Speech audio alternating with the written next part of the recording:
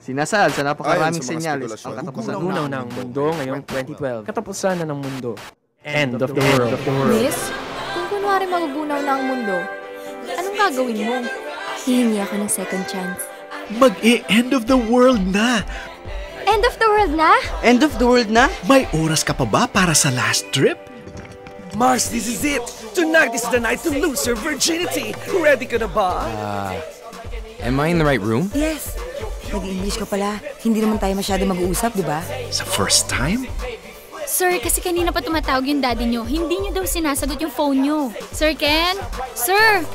Sir Ken? What are you doing here? Sa first love? Matamis na tsokolate.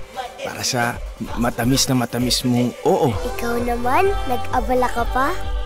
Salamat Ang sweet-sweet mo talaga. Sa second chance? I need you to find this guy. Mag-iingat ka sa Manila.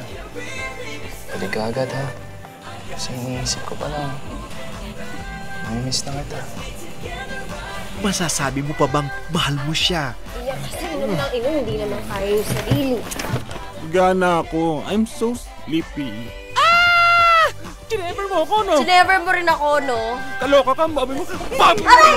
Chinever natin ang isa't isa! Hoy! May oras pa ba para sa forever? Hoy pare, teka lang oh, pare!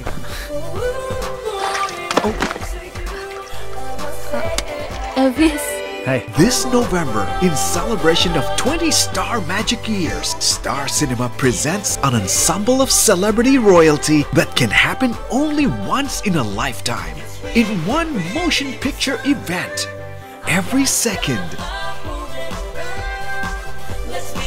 Every minute. Every day counts. Mag-end of the world na! Ano daw sabi? Di ba? Ano? What? Imposible! Love like it's the end of the world. Be 24/7 in love. November 2012 in cinemas.